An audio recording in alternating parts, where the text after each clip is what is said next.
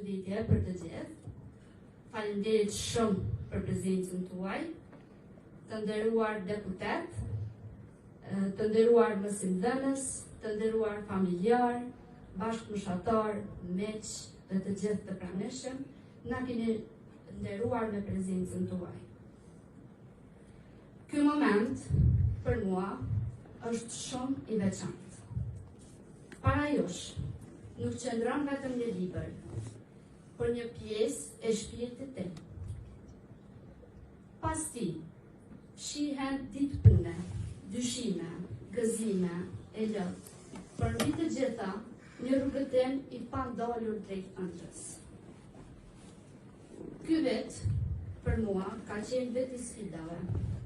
Kam pasur momente kur nuk kam pasur besim te ngritja. Kur jam thirr e lodhur edhe pa forcë, por nuk u ndala kur.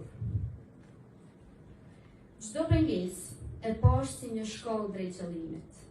Dhe sot jam këtu për të thënë se po, ja vlen të luftosh për ëndrat e tua.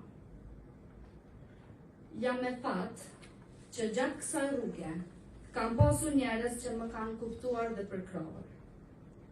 Kujdestarja ime, profesoresha Sabia Musliu, ka ditur të më lexoj zemrën, edhe atëherë kur unë vetë nuk kam ditur t'i shpreh ndjenjat.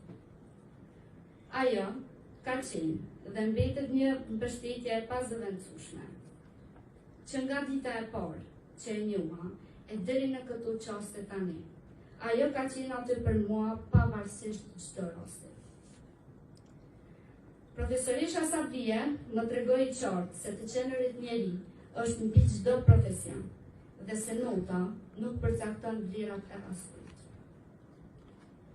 Fjalët e saj dukeshin si një dritare që sjell dritë e shpresa.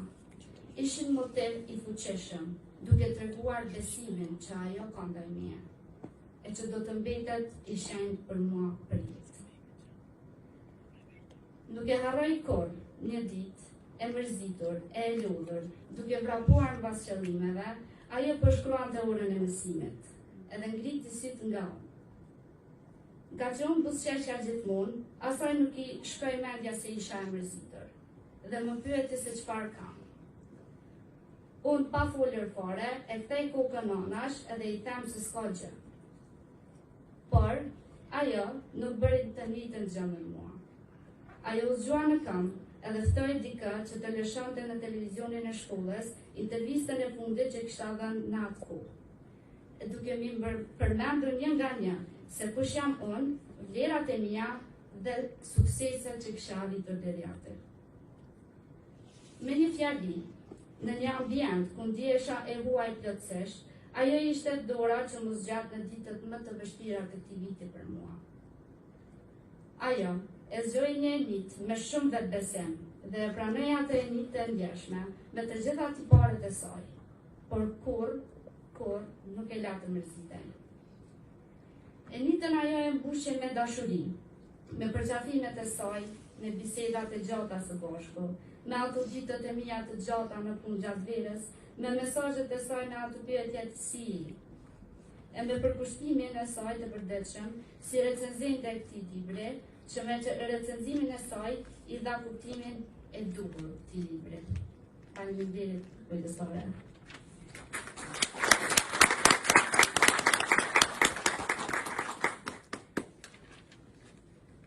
Me të gjitha këto, pra, ajo i dha enitës që keni para jush një buzëqeshje edhe më të fortë se kishte ndonjëherë.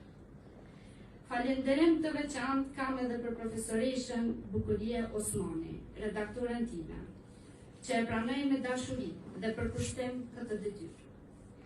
Jam me fat që e një, sepse kujdesi dhe dashuria e saj për fjalën e shkruar i kanë dhënë këtij libri më shumë jetë.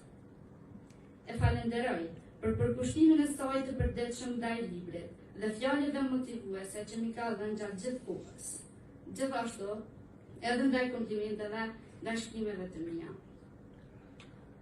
E sot, jam krenare që jam nxënëse e 2 shkollave më të mira në vend. Shkollës fillore Hasan Prishtina, ku formova dhe ku botova librin tim të parë, Underbow, një thirrje e brendshme për të mos u dorëzuar. Dhe gjimnazit më të mirë në vend, gjimnazi Gjevdet Doda, ku po e vazhdoj këtë udhëtim. Ky libër i dytë që po promovojmë sot nuk ka vetëm frymë, ai ka jetë. Ai është dëshmi se ëndra e dikurshme sot po jeton në një formë më të pjekur, më të fortë. Dua të ndalim pak edhe tek vetë libri, Jetë jo veçuar. Është një përmbledhje që e kam shkruar me gjithë zemër. Stili im karakterizohet nga një gjuhë e pastër, dialektore, e ndjerë dhe e pasur me figura letrare. Metaforat që kam përdorur janë ura mes botës së brendshme dhe asaj të jashtme. Personifikimet e japin ndjesinë sikur gjithçka merr frymë bashkë me ne. Epitetet janë të thurura me dashuri për jetën dhe për njeriu. Ndërsa pyetjet retorike janë një ftesë për lexuesin që të hyjë në rrugëtimin tim shpirtëror. Pra, të dashur të pranishëm, ky libër nuk është thjesht për të lexuar, ai është për të ndjerë. Do ta them një thënie që përkan librin edhe rastin, thënia e të madhit na infrashri për jetën, po në njeriu, sa të mundet, sa të di. E unë sot dua të shtoj se, përveç punës, duhet edhe zemra, sepse vetëm ajo i jep kuptim fjalës. E në fund, dua të bëj një premtim. Premtoj se do të vazhdoj të shkruaj, të punoj dhe të ndëroj. Jo vetëm për veten time, por edhe shoqërinë ku jetoj. Premtoj se si e re e këtij vendi, jo vetëm si artiste, por edhe si një ardhme që më pret, do të bashkëpunoj vetëm me njerëz që i sillin të mira Kosovës, që kanë vizion për një vend të artit, të kulturës, të fjalës së lirë, të demokracisë dhe të frymës liberale.